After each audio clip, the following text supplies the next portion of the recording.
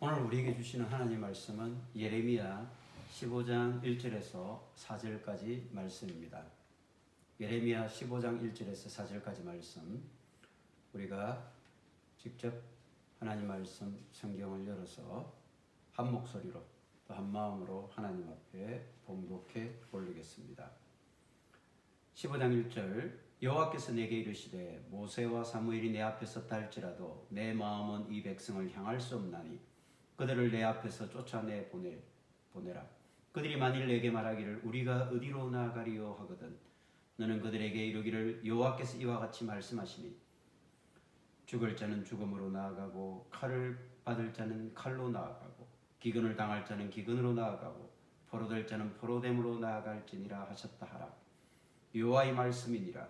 내가 그들을 내 가지로 벌하리니 곧 죽이는 칼과 찢는 개와 삼켜 매라는 공중의 새와 땅의 짐승으로 할 것이며 유다 왕 히스기야의 아들 므낫세가 예루살렘에 행한 것으로 말미암아 내가 그들을 세계 여러 민족 가운데 흩으리라. 아멘. 오늘은 우리가 어디로 나아가리까? 우리가 어디로 나아가리? 이런 제목으로 하나님의 말씀을 우리가 같이 은혜 나누면서, 특별히 오늘은 종교개혁이 단행되어진 지 505년이 되는 해가 되겠습니다. 우리가 익히 아는 바와 같이 1507년이죠. 1507년 마르틴 루터에 의해서 종교개혁의 기치가 올려졌고, 이후에 존 칼빈, 저빙글리 이런 무수한 많은 사람들에 의해서 이제 하나님의 말씀의 본질을 회복하기 위한 운동, 예수 그리스도의 몸된 교회의 정체성을 회복하기 위한 운동, 그래서 우리가 참된 진리의 길로 돌아가기 위한 몸부림, 이것이 종교개혁이었고, 이 운동의 불길이 타 올랐던 때가 1507년이었습니다. 종교개혁가들이 부르짖었던 5가지 행동 강령이 있습니다. 우리가 너무나 잘 알고 있지만 평소 우리 신앙생활에서 이것을 강조하거나 이것을 묵상하거나 이것을 우리 신앙의 중심에 놓고 반추해보는 그런 시간이나 기회는 별로 없는 것 같습니다. 왜냐하면 교회들이 오늘날 교회들이 그런 것들을 별로 얘기를 안 해요.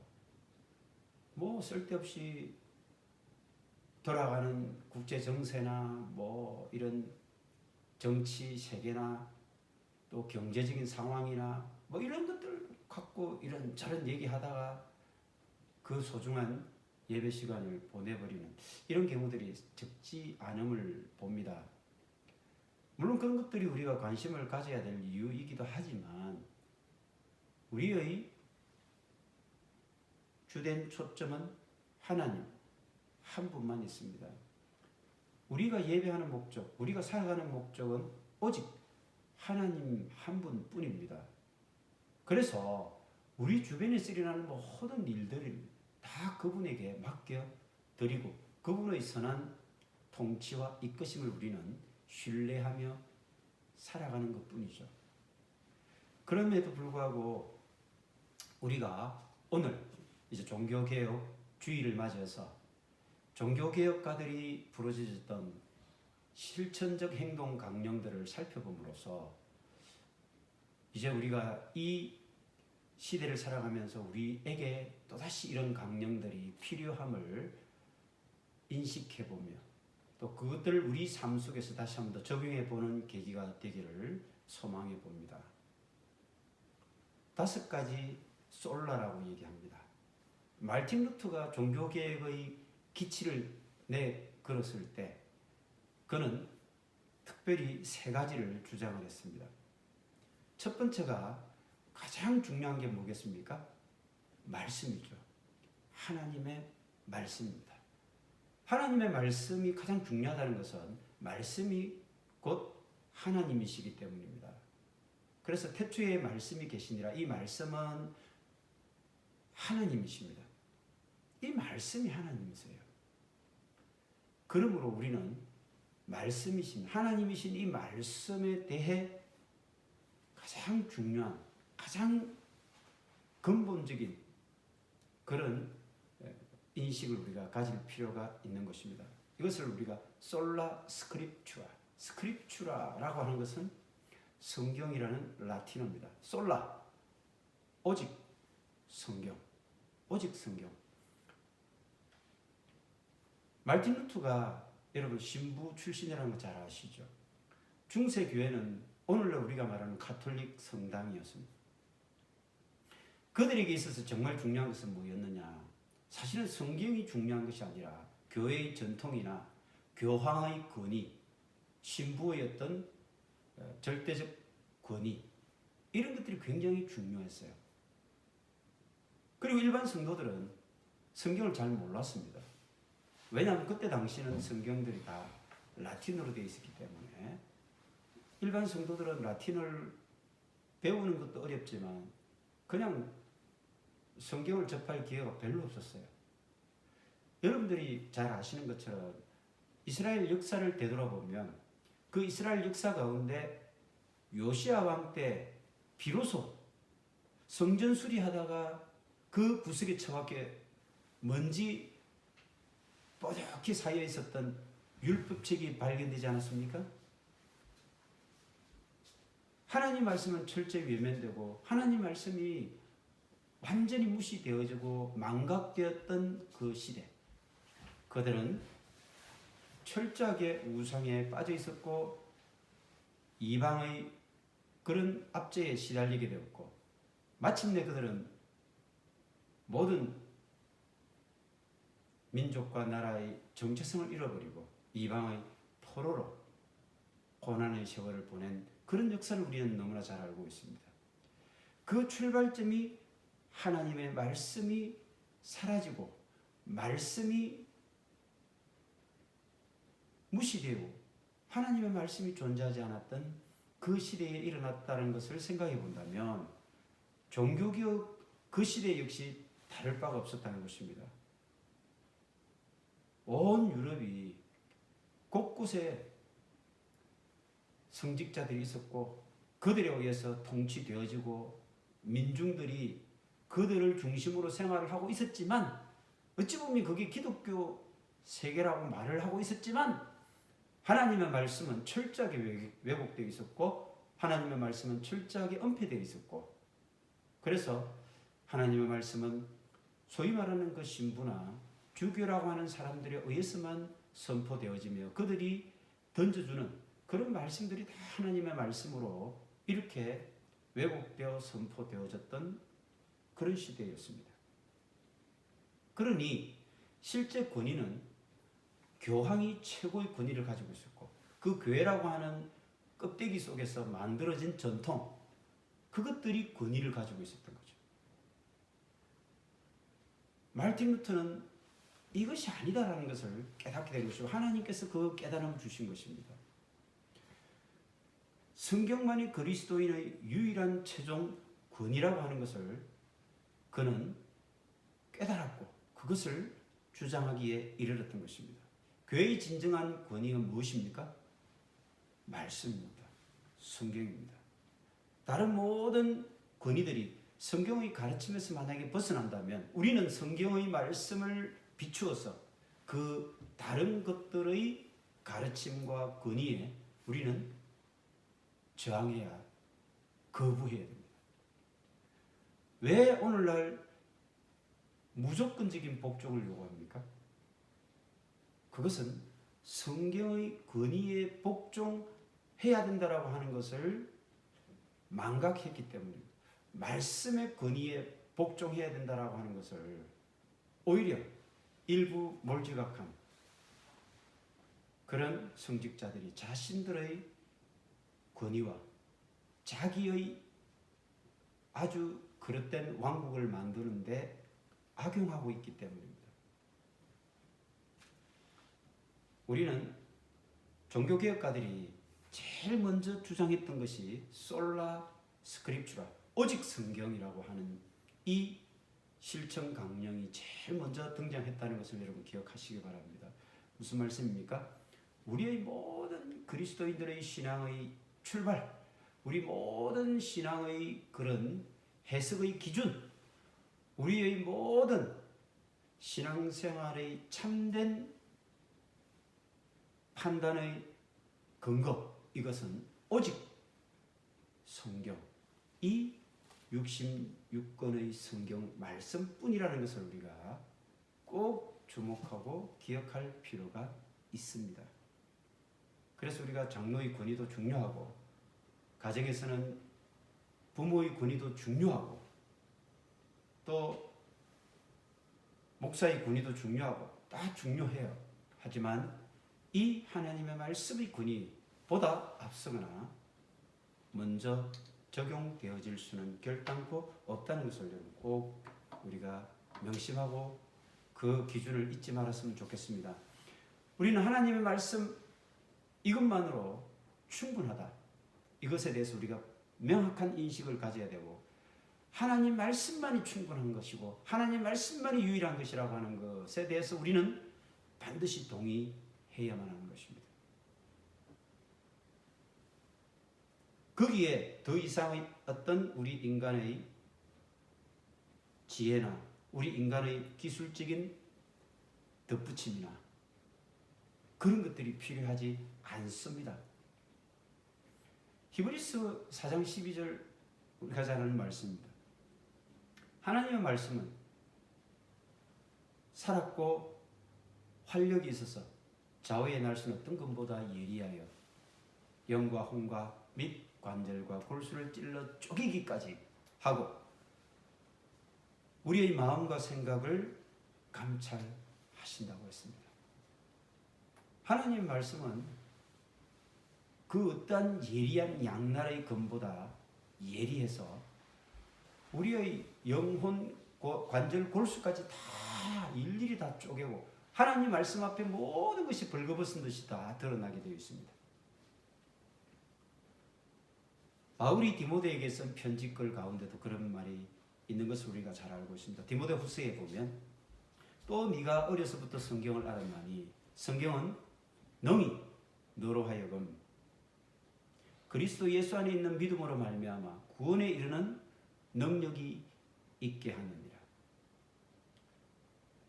디모데가 그의 외조모와 어머니 유니게와 로이스의 가르침과 그 믿음 안에서 자랐지 않습니까? 네가 어려서부터 능히 이 성경을 잘 알았다. 이 성경은 어떤 능력을 가지고 있는가? 그리스도 예수 안에 있는 믿음으로 말미암아 구원에 이르는 능력이 있는 것이 바로 이 성경 말씀이다. 또 성경은 하나님의 감동으로 된 것으로 교훈과 책망과 바르게 함과 의로 교육하기에 유익하니 이는 하나님을 사람으로 온전케 하며 모든 선한 일을 행할 수 있는 능력이 있게 하느니라. 성경 말씀 그 이상도 이하도 없는 것입니다. 우리 그리스도인들에게 만에 하나 성경 말씀과 다른 어떤 진리나 어떤 교훈이나 어떤 지혜의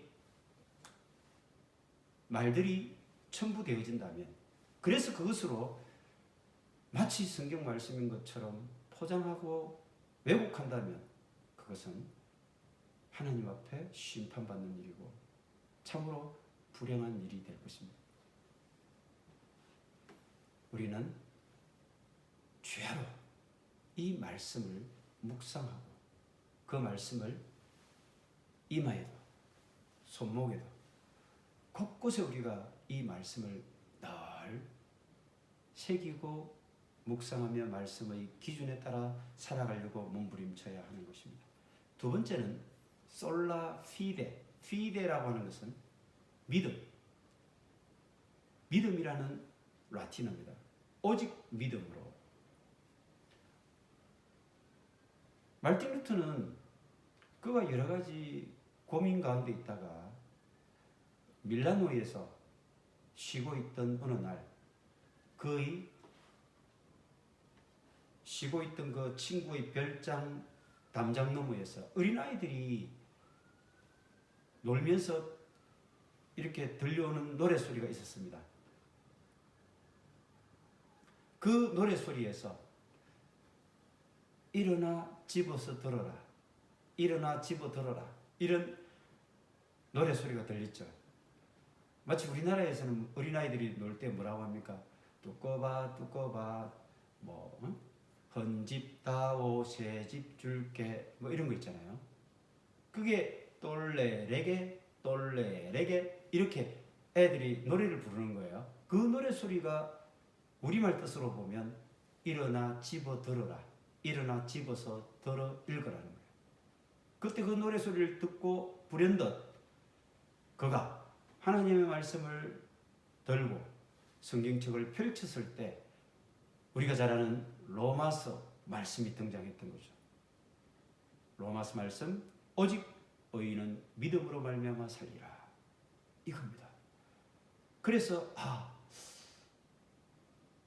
당시의 기독교가 당시의 가톨릭에서는 온갖 선한 행실과 또 공로와 공적을 통해서 하나님 앞에 많은 상급을 쌓아야만 구원을 얻고, 그래서 하나님으로부터 큰 면류관을 얻고 상급을 받는다라고 이렇게 가르치고 있지 않았습니까? 그러다 보니까 이 가톨릭에서는 많은 고행을 하고 또 많은 선행을 하는 이런 데 초점을 두고 있었다는 것입니다. 물론 이런 것들이 필요 없는 것은 아닙니다. 우리에게 정말 필요한 것들의 덕목이고 또 많이 예수님께서도 강조하셨던 내용이기도 하지요. 하지만 우리 구원의 본질은 뭐에 있습니까? 바로 믿음입니다. 기독교의 실질적 원리는 바로 이 믿음, 오직 믿음으로만 우리가 구원을 얻을 수 있다. 이것을 우리는 이신칭의, 이신덕의라고 이렇게 부르지 않습니까? 믿음으로 이신, 칭의, 의롭게 의인이 되었다라고 칭함을 받는다. 이신덕의, 믿음으로만 의로움을 얻게 된다, 이런 의미가 되죠. 우리가 의롭게 될 수 있는 유일한 길이 뭡니까? 의인이 된다는 것은 우리가 법정에서 나온 용어입니다. 판사 앞에서 이제 기소된 사람들은 판사 앞에서 재판을 받지 않습니까? 그럼 판사가 뭐라고 합니까? 여러 가지 법률 조항, 조문들 가지고 이 사람의 그런 저지른 행위를 가지고 딱 대조해 보는 거죠. 그랬을 때 이 조항에 이것이 저촉이 된다. 그럼 넌 유죄, 그리고 이 제목에 따라서 몇 년형, 또 뭐 여러 가지 선고유예나 뭐 여러 가지 이 죄를 선고하게 되죠. 판사가 죄를 선고하는 겁니다. 근데 판사가 이 사람은 죄가 없다 이렇게 선고하는 것을 이 사람은 의로운 사람이다 이렇게 얘기하는 거예요. 그래서 칭의, 의롭다라고 칭한다는 것은 곧 이 사람은 무죄다 이런 의미를 말하는 것이죠. 하나님께서 우리는 세상 끝날 우리의 생명이 다하거나 아니면 예수님이 재림하셔서 이 땅에 다시 오실 때 우리는 그분 앞에 서서 우리의 모든 것들에 대해서 심판받게 될 것입니다. 그때 우리는 그분 앞에 섰을 때 그분이 심판자로서 이제는 우리를 심판하실 때 이러이러한 제목으로는 유죄, 넌 사형, 넌 몇 년형 이렇게 유죄를 선고받거나 아니면 넌 죄가 없어 무죄 이렇게 선고받거나 이렇게 될 겁니다. 무죄로 선고받는 이 칭의, 의롭다함을 칭함받는 것은 우리 인간에게 과연 가능한 일일까요? 하나님 보시기에 죄가 없는 사람이 누가 있겠습니까? 이 천하 만민 중에 어느 한 사람이 죄가 없다고 말할 수 있는 사람이 누가 있느냐 이 말이에요. 그런데 유일하게 예수 그리스도 그분의 삶이 죄가 없었고 그래서 그분이 십자가에서 우리를 위해서 피 흘려 돌아가시면서 그 피값으로 우리의 죄를 대신 갚아 주심으로 우리들이 죄가 없는 것으로 하나님께서 선포해 주시지 않았습니까? 그러면 우리가 칭의, 즉 의롭다함을 받을 수 있는 유일한 길은 바로 예수 그리스도 그분의 십자가 보혈, 그 구속의 보혈을 믿는 것뿐입니다.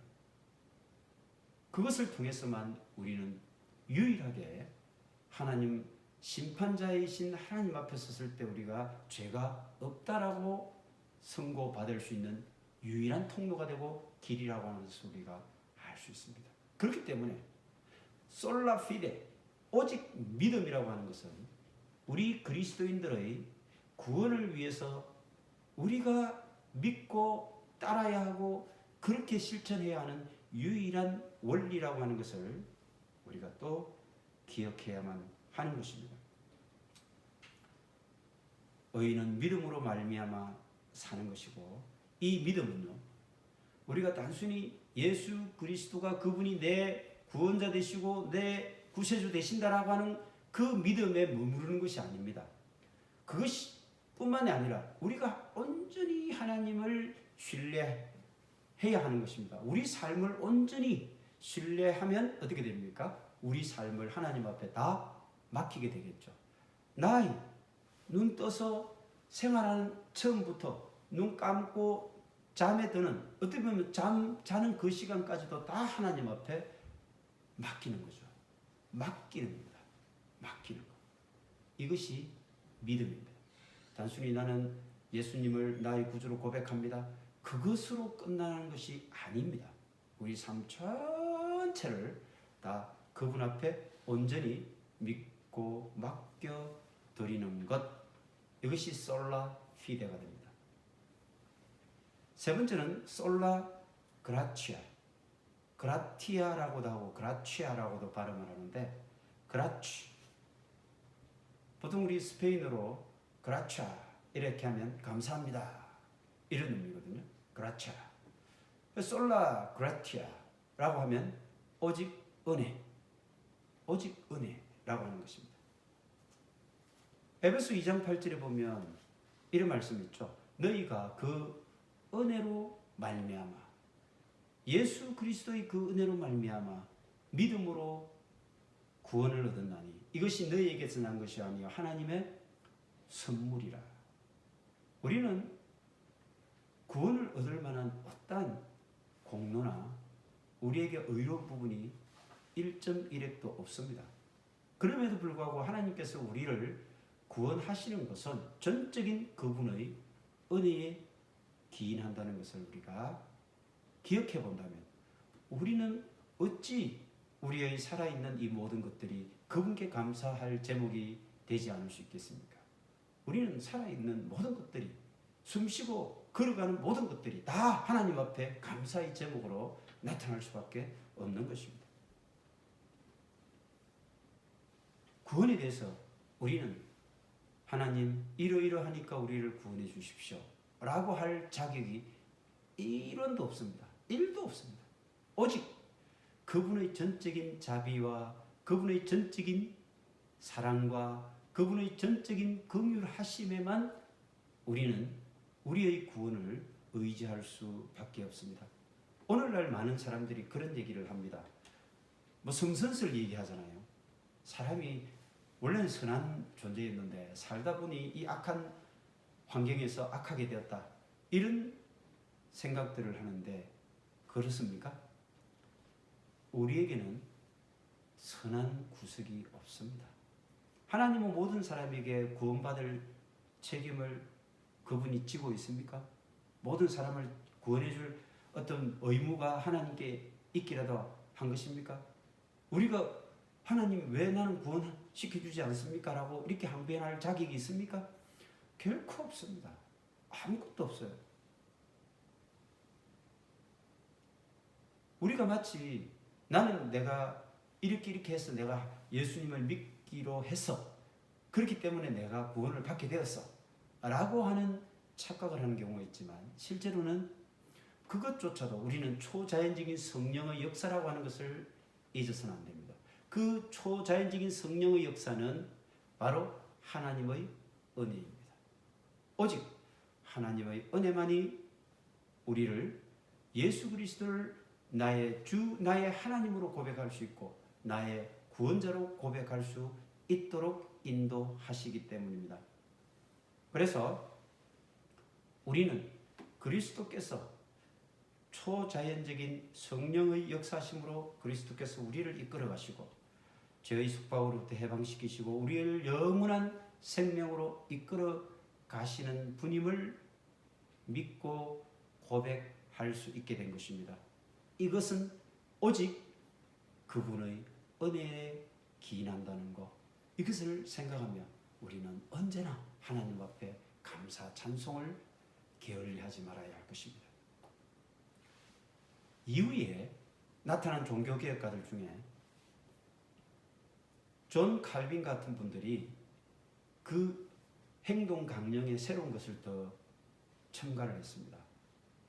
솔루스 크리스투스, 크리스투스라고 하는 거 그리스도죠. 솔루스, 오직 그리스도, 오직 그리스도.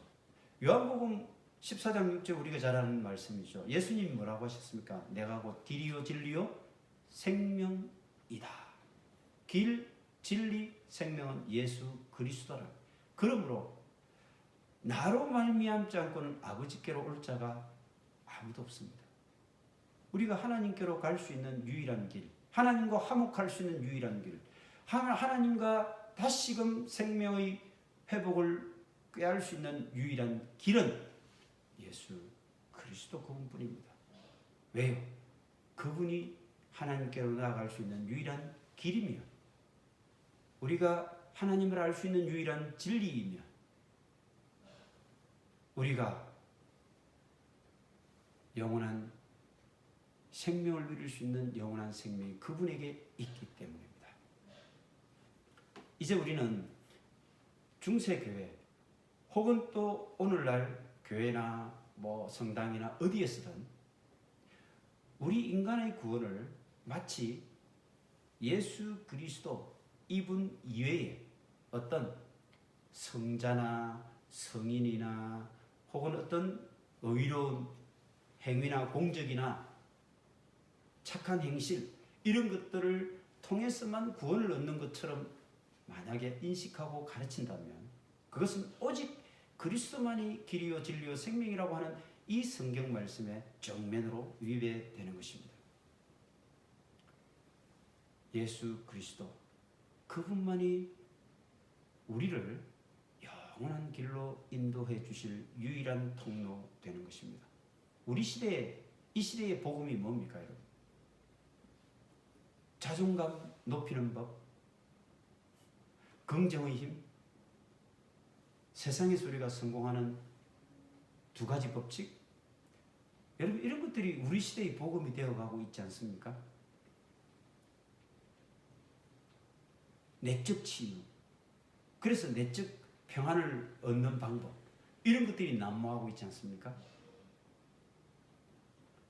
그리고 정말 우리 심리학을 통해서 내 마음을 다스리는 법, 내가 내 마음의 주인이 되는 법, 이런 것들을 우리는 배우려고 하고 그것이 참 진리인 것처럼 열광하며 그것을 쫓아다니고 있지 않습니까? 여러분, 오늘날 이 많은 것들이 진정한 복음을 대체해 가고 있다는 거 여러분 느끼셨습니까? 조심해야 됩니다. 오직 예수 그리스도 그분만이 우리의 이 진리 중심에 있고 진리의 유일한 것이며 진리의 전부라고 하는 것을 우리가 잊어서는 안 됩니다. 세상의 모든 학문들, 세상의 모든 그런 가르침들은 참고는 하죠. 예, 살아가면서 또 도움이 될 수 있는 거죠. 하지만 그런 것들이 우리를 영원한 생명으로 인도해 줄 수 없다는 것을 한시도 우리가 잊어서는 안 안 될 것입니다. 또 한 가지, 존 칼빈이 첨가했던 것은 솔리 데오 글로리아, 솔리 데오 글로리아. 데오라고 하는 것은 하나님, 글로리아는 영광이죠. 솔리 데오 글로리아, 곧 오직 하나님께 영광을, 오직 하나님께만 영광을. 로마서 11장 6절에 보면 그에게 영광이 세세토록 있을지어다, 이 말씀으로 끝을 맺거든요. 그래서 그 말씀처럼 모든 우리 신앙의 시작과 끝은 하나님 그분에게 영광을 돌리는 것으로 마무리되어져야 한다는 것입니다. 하나님의 구원 계획, 이 구원 계획은 최초로 누가 마련하셨습니까? 하나님께서 마련하셨습니다. 그리고 그 구원은 누가 성취를 하셨습니까? 예수 그리스도, 그분의 삶과 죽음을 통해 십자가에서 성취되어진 것이 구원 성취 아닙니까? 그리고 이 구원의 궁극적인 그런 목표는 뭡니까? 무엇이에요? 물론 우리 인간을 불쌍히 여기서 우리를 위해서 구원을 베풀어 주셨죠. 하지만 그 궁극적 구원에는 바로 하나님의 영광이 기다리고 있는 것입니다. 하나님 그분의 영광을 위해서 우리 인간의 구원 계획과 구원의 성취까지 예수 그리스도 그분을 이 땅에 보내시고 구원을 시켜주셨던 것입니다. 그러므로 우리가 구원을 받게 된다면 우리는 그 궁극적 목표인 하나님께 영광을 돌리는 삶을 살아야만 마땅한 것입니다. 전도서 12장 13절에 보면 일의 결국을 다 들었다. 그것은 뭐냐면 하나님을 경외하고 그의 명령을 지킬지어다. 이것이 사람의 본분이니라. 우리의 본분은 무엇이라고 했습니까? 바로 하나님을 경외하고 그 말씀에 따라 순종하며 살아가는 것입니다. 오늘날 교회들이 종교개혁적 복음을 사실은 외면하고 있습니다. 버리고 있습니다. 가장 여러분 비근한 예를 한번 들어볼까요? 뭡니까? 오늘 젊은이들 상당수가요, 동성애를 지지하고 선호하고 있습니다.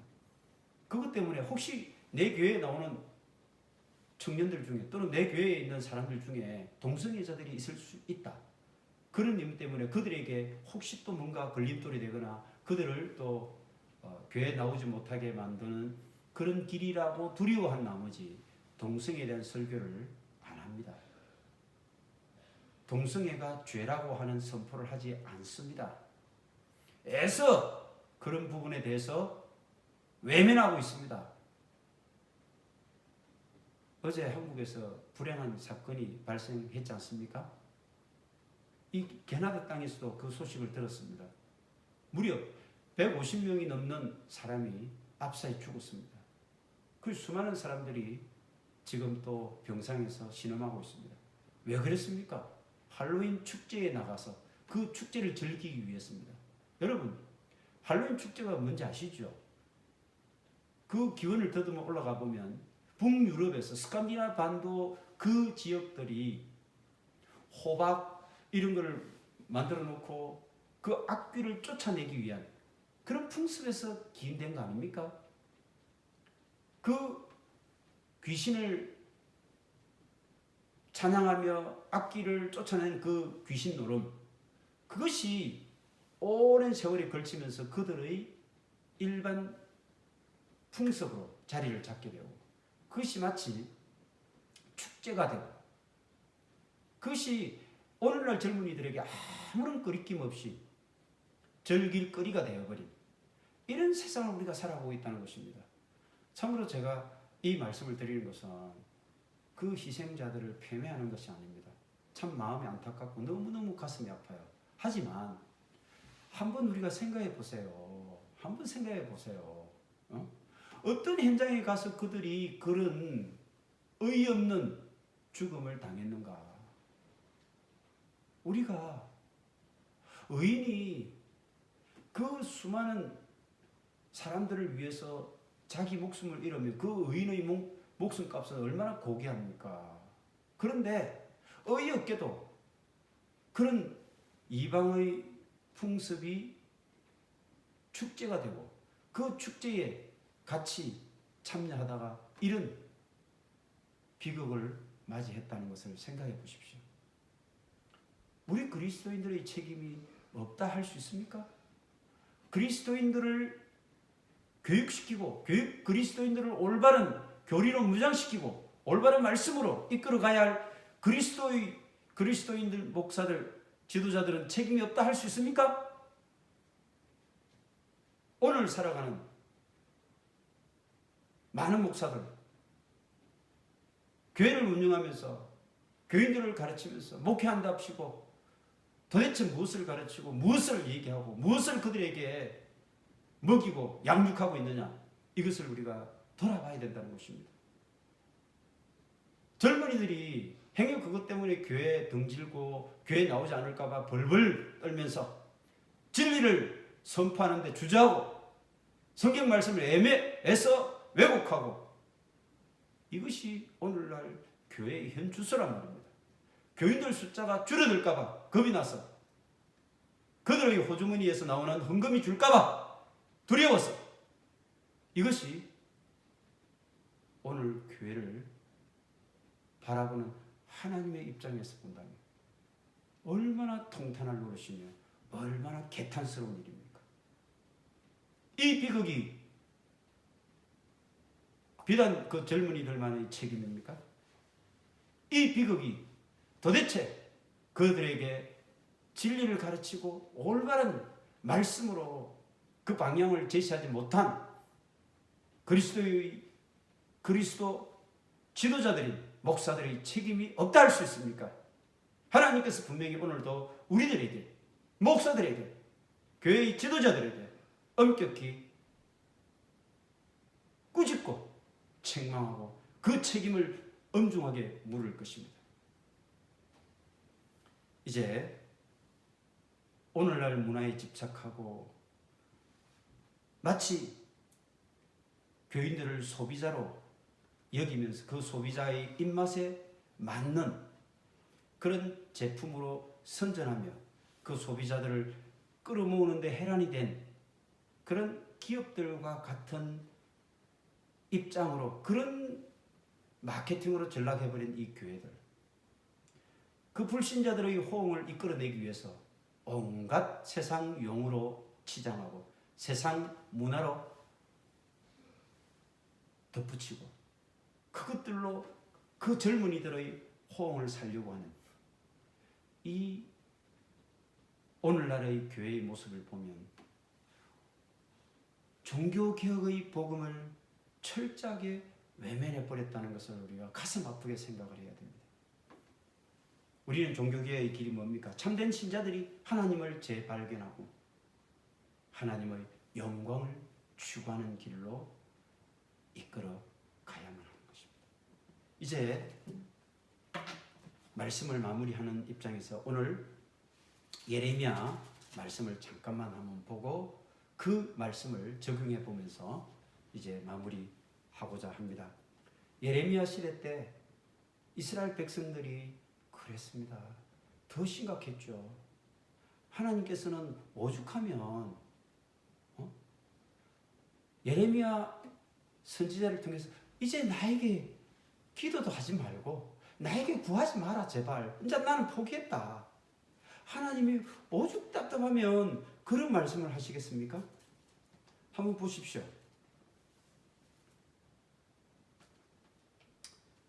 이제 하나님께서 14장 예레미야 14장 11절 말씀을 한번 보십시오. 여호와께서 또 내게 이르시되 너는 이 백성을 위하여 복을 구하지 말라. 12절 그들이 금식할지라도 내가 그 부르짖음을 듣지 아니하겠고 번제와 소제를 드릴지라도 내가 그것을 받지 아니할 뿐 아니라 칼과 기근과 전염병으로 내가 그들을 멸하리라. 멸하겠다. 15장 6절에 이렇게 말씀하고 있습니다. 15장 6절 여호와께서 이르시되 너가 나를 버렸고 내게서 물러갔으므로 너게로 내 손을 펴서 너를 멸하였노니 이는 내가 뜻을 돌이키기에 지쳤습니다.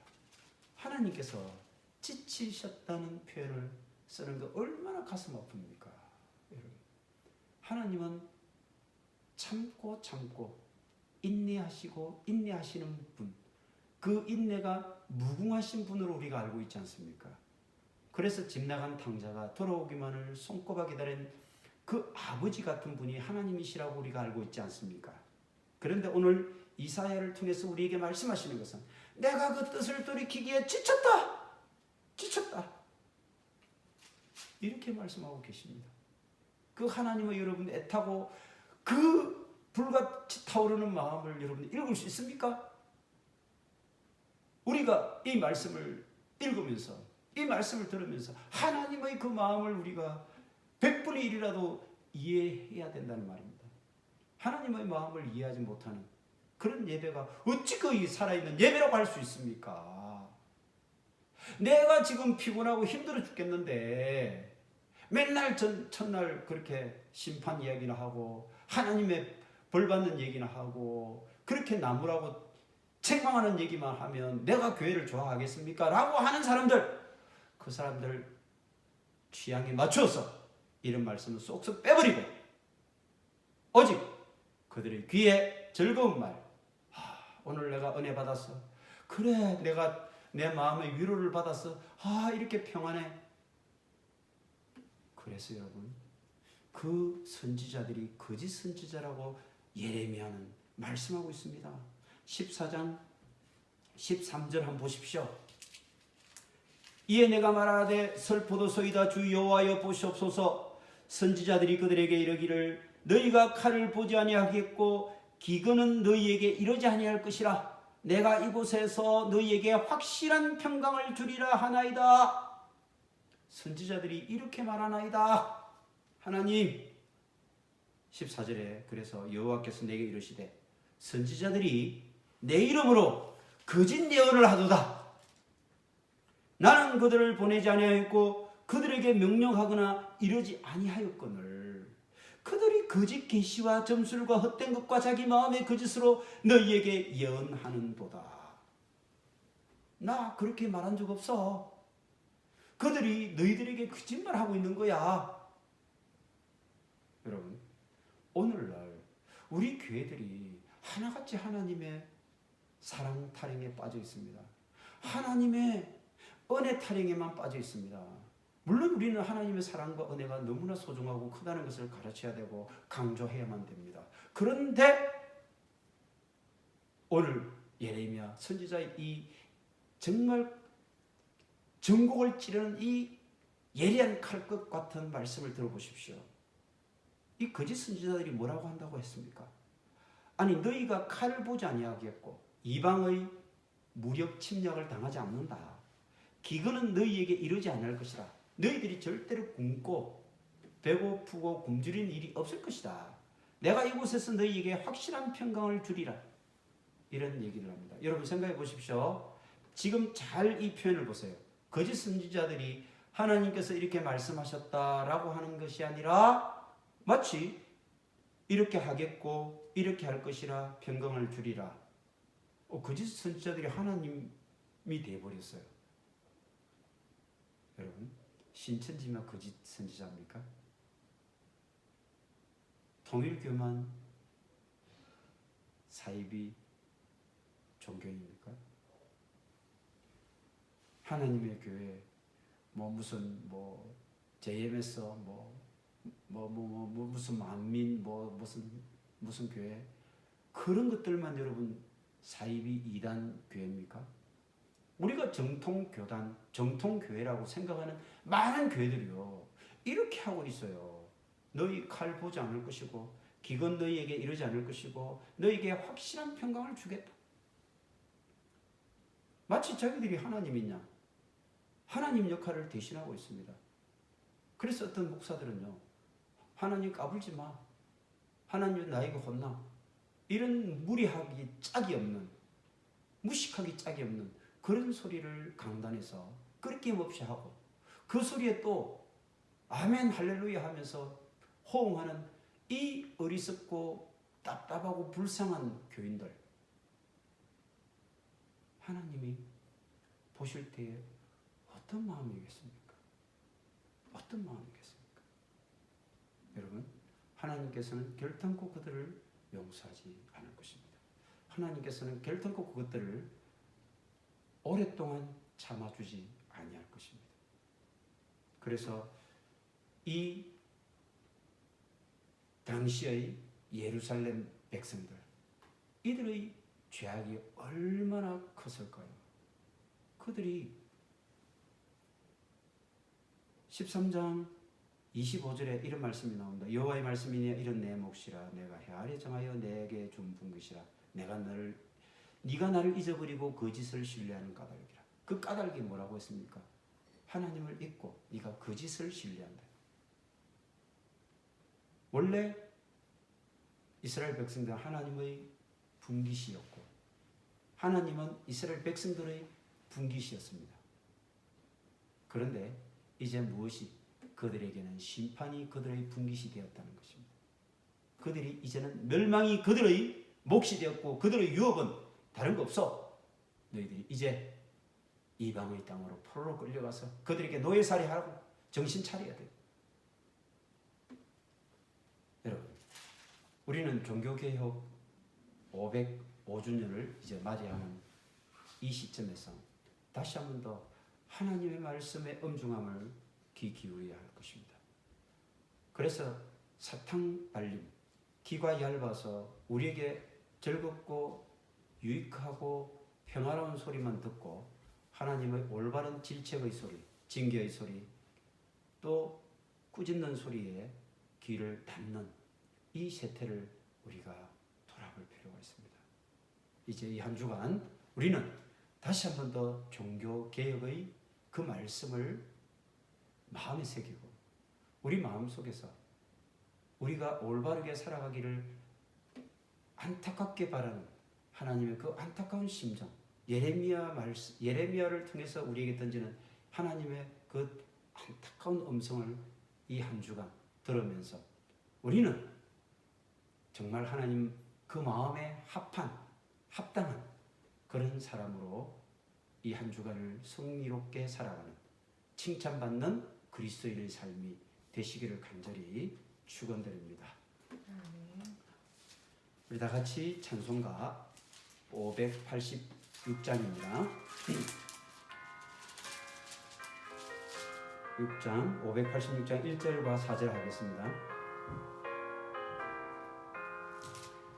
어느 민족 누구게나 결단할 때 있나니 참과 거짓 싸울 때에 어느 편에 설 건가 주가 주신 새 목표가 우리 앞에 보이니 빛과 어둠 사이에서 선택하며 살리라. 악이 비록 성하여도 진리 더욱 강하다. 진리 따라 살아갈 때 어려움도 당하리. 우리 가는 그 앞길에 어두운 장막 덮쳐도 하나님이 함께 계셔 항상 지켜주시리. 아멘. 어제 참 비극적인 그런 운명을 달리한 많은 영혼들을 하나님 긍휼과 자비를 우리가 구하면서 같이 기도하는 마음으로 그렇게 그렇게 이 시간을 맞이하기를 원합니다. 다 같이 기도하겠습니다. 하나님 아버지, 이제 종교개혁 505주년을 지나고 있습니다. 돌아보면 당시의 교회 상황과 오늘날의 교회 상황이 크게 다르지 않다는 생각이 듭니다. 하나님,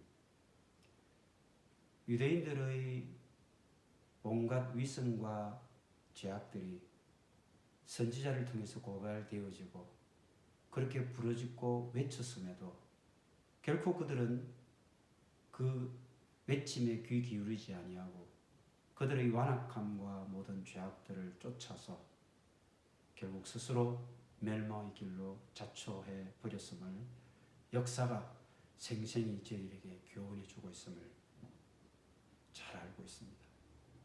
하나님, 이제 그 유대인들의 철저한 완악함과 죄악 속에서 그들이 스스로 죄악의 길, 멸망의 길로 들었었던 것, 그럼에도 불구하고 이제 예수 그리스도, 그분이 이 땅 가운데 오셔서 우리에게 참 소망이 되시고 참 구원이 되시고 참 생명이 되어 주셨음을 생각해 보면 하나님의 그 놀라운 사랑과 은혜가 어찌 우리가 찬양하지 않을 수 있겠습니까? 하나님, 하나님의 무한하신 그 사랑과 자비와 긍휼을 이 시간 다시 한번 감사를 드립니다. 종교개혁 505주년을 지난 이 시대에 다시 한번 하나님의 자비와 긍휼과 그 사랑을 간구드립니다. 하나님, 이 땅을 굽어 살펴보시옵소서. 참으로 하나님의 이름으로 선포되어지는 많은 말씀들이 하나님의 말씀을 왜곡하고 복음의 진정성을 왜곡하고 있는, 그래서 어그러진 복음들이 선포되어지고 있는 이 땅 가운데 하나님, 하나님의 말씀의 생명과 복음의 선명함이 다시 한번 등불이 되어 이 땅 가운데 비추어 주시기를 원합니다. 그리하여 하나님, 참으로 하나님 말씀인 것으로 포장되어 엉뚱한 길을 걷고 있는, 또 그렇게 인도하고 있는 그런 수많은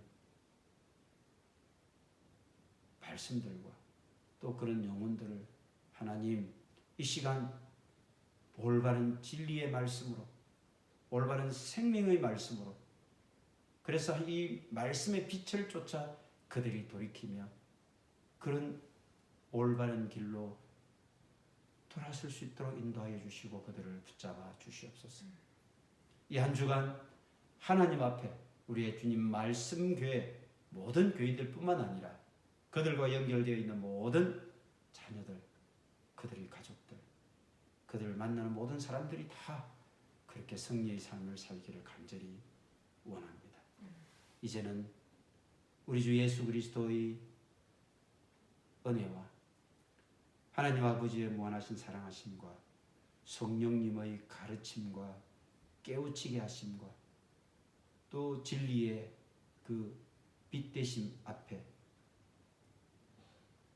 오늘도 고개 숙인 우리 주님의 말씀교회 모든 성도들, 또 이제는 하나님의 말씀만 붙잡고 그 말씀만으로 우리의 삶을 승리의 삶으로 이끌어가기를 결단하는 모든 성도들 마음 위에, 또 그들과 연결되어 있는 모든 가족들 삶 위에, 만나는 모든 사람들의 일상 가운데 그들이 영위하는 직장과 일터 위에 지금으로부터 영원까지 함께하여 주시기를 간절히 축원하옵나이다. 아멘.